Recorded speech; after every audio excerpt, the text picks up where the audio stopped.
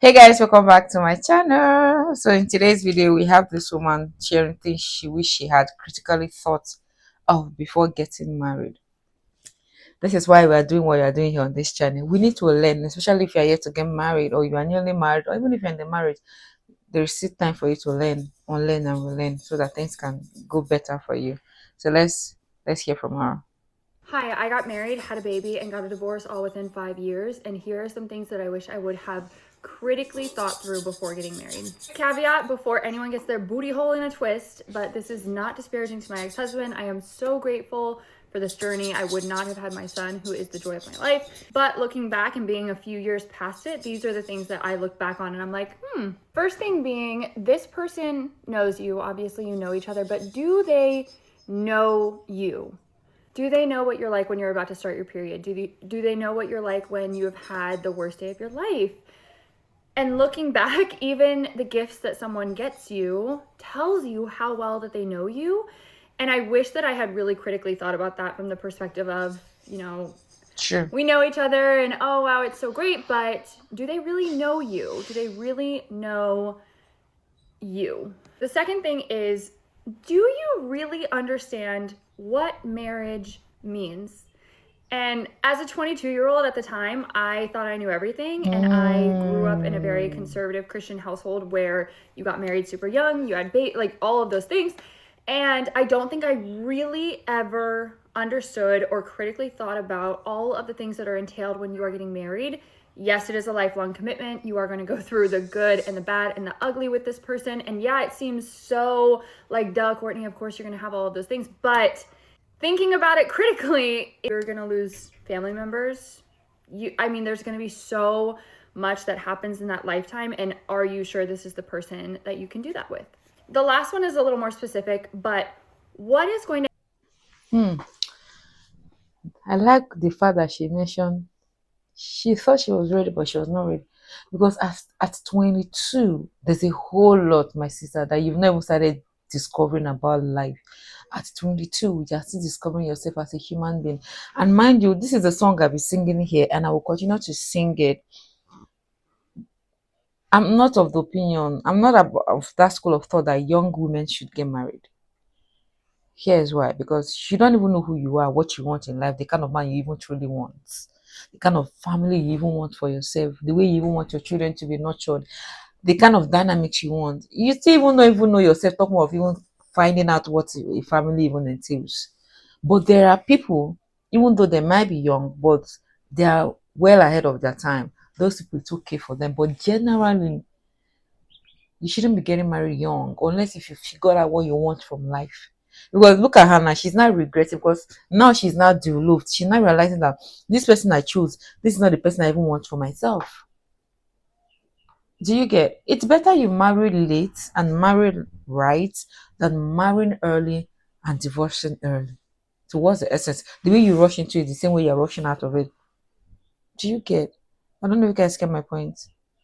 Like, The last one is a little more specific, but what is going to happen inside of your marriage if your foundational beliefs that you align on, what if those things shift? If you have a marriage that is based on you guys agreeing on certain things or aligning on certain things, what happens to your relationship if those things shift? Does it fall into complete chaos? Are you able to work through it? Do you have a mutual respect for each other? All of these things are so important. And I know someone watching this is being like, yeah, no shit, duh, you should think of all these things. But when you're young and you're like, wow, marriage, wow, you're not really critically thinking about all of these things. Hindsight is always 2020, and I'm super grateful for everything that happened. I just think back to those things and I'm like, wow, I thought I knew better than everyone. when it has to do with marriage. I don't think a lot of us are even ready for marriage. If we want to be honest, marriage takes a lot of work. The same way everybody is not wired to be a business person. The same way everybody is not wired to be a 9 to 5 because they don't have it what it takes in them to sacrifice what it entails. It's the same thing that applies to marriage. But what I've come to realize is that when it comes to marriage, we don't even think about it. Which is why some people, oh, I'm not ready for that work, I'm not doing it again. Because you're not wired for the work it requires. We have to start being honest with ourselves. See, people go to Harvard Business School, people go to all the top level of career so that they can earn higher, do everything. But when it comes to marriage, we now start approaching it with kids' gloves. Why do we do that? Meanwhile, marriage even requires more knowledge, it requires more education, but we are not willing to talk about that. She did a follow-up video, but let's even check what the people in the comments are saying before we check the follow-up video. Somebody said it's exhausting doing everything alone, but it's better than doing it with the wrong one. Okay. So I said my ex used to get me flowers decently often, always red roses. I hate red roses and have said it multiple times. It's the little things. I don't understand. You got me a gift, and I tell you I don't like this, and you keep doing it again. Hey,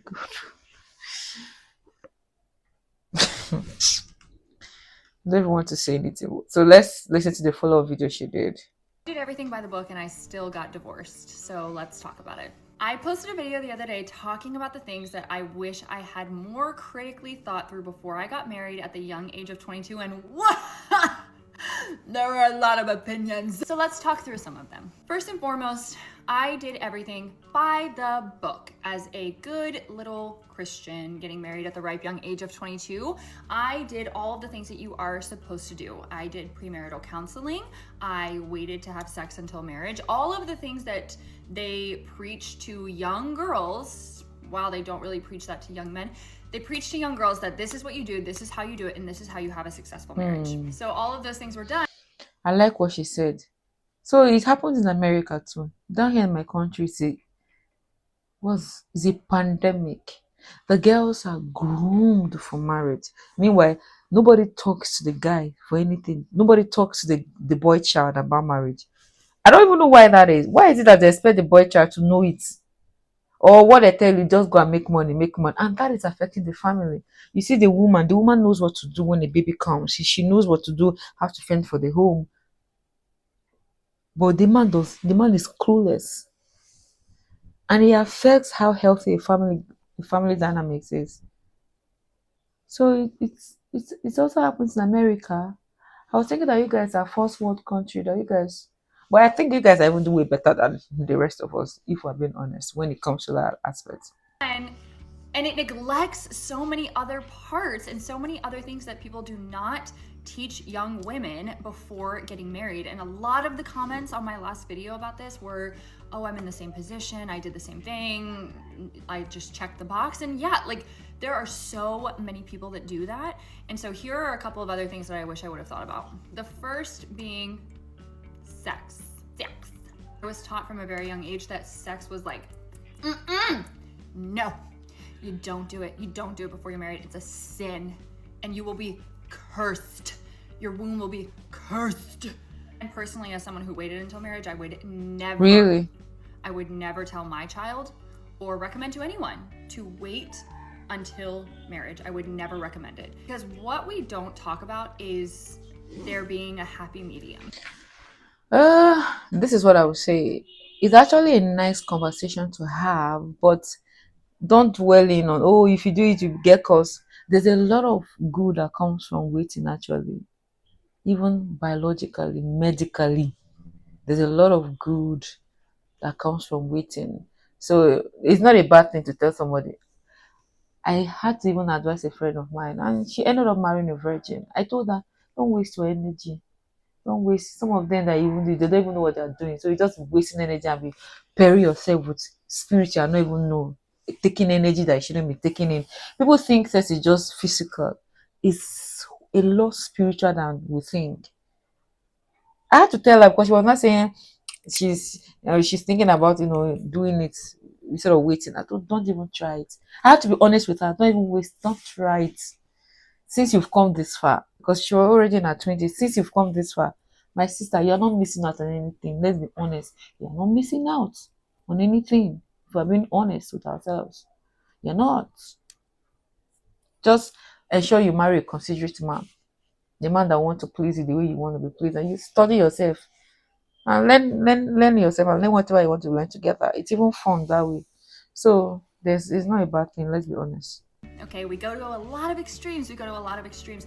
And you're either throwing it around and you're a hoe, or you are really responsible with it and you create intimacy and you create connection, and then the physical side comes, whatever that looks like. Sex is such a beautiful part of a relationship. It really has so much opportunity to be a beautiful part of a relationship, that if you do not have that and you're taught all of these things in the church, like, oh, it'll grow, it'll build, that connection has to be there. That connection has to be there before you dedicate the rest of your life to spending with someone. Next is premarital counseling. I did premarital counseling with a Christian. I don't. No, no, no, no, no. You're still getting it wrong, Mama. So what I'm saying, this person is about to go on having sex with people because it's part of the relationship. I guess you're going to get a rude awakening. You're going to get a rude awakening. Counselor. Now, this is not disparaging to people of the church or pastors or anyone like that, not at all. But if you are the same way, where if you are constantly affirming your bias and you're looking at news sources or you're looking at social media and you have this confirmation bias of the things that you already believe or the things you've already been taught, and you don't have someone that is, maybe challenging those, or, maybe helping you work through questioning those and looking at different realities, then all you're going to do is come back to the same. So going to premarital counseling was not necessarily here or there. It just affirmed, like, yep, you guys are good. You guys are doing great. You're going to get married. Good job. The last piece I want to say here is there is a different path for everyone. There's a different way to do things. I don't think Christian premarital counseling is the problem. I think is the curriculum involved and the people doing it. Do you get? Is that is not actually the problem, because it's just as good as saying, oh, even if you go, let's say, you go and do premarital counseling with somebody that's not a Christian, if that person is not right, the person, if every doctor is not a good doctor, every doctor is not a good doctor, just like every hospital is not a good hospital. Do you get? So I think it's about the people doing it. They've even some pastors. I'm a Christian, Bible believing at that. Some pastors teach the Bible with their own bias from their own perspective instead of teaching what the Bible is saying. So, like as I am now, it's not everything my pastor said that I will believe, because me, I opened my Bible, and from what I'm seeing, she doesn't have a relationship with God. She's just a Christian because, oh my, I was born into a Christian home. That's what I'm seeing from her. That's what I'm getting from her. So there's a difference between when you have a personal relationship with God yourself, like you and Jesus. People will talk. He's your party, he's your friend. You talk to him and he talks to you. You listen to him. There's a huge difference. You don't take everything that is coming from the altar. You don't take everything, because that person is also human. At times they teach from their own perspective, from what their own knowledge. So you need to go back, open your Bible. What does your Bible say? I've once sat under a teaching of a man of God that I respect. Something he said, my spirit rejected it immediately. And I said, no, this is not it, because I read my own Bible. Do you get? So it is important. If you say you are a Christian, it's important that you know God for yourself. First and foremost, have a relationship with God yourself. I had to leave the church I was brought in as a child, because when I grew up, I found Christ for myself. I had to know that, oh, this is not it. I need to find somewhere that will feed me right. And I went in search of that for myself. For myself. Because it is called a personal race for a reason. People think because I'm a Christian, I go to church, I'm a worker in church, I will not have a good marriage or good relationship. That's foul. That's a lie.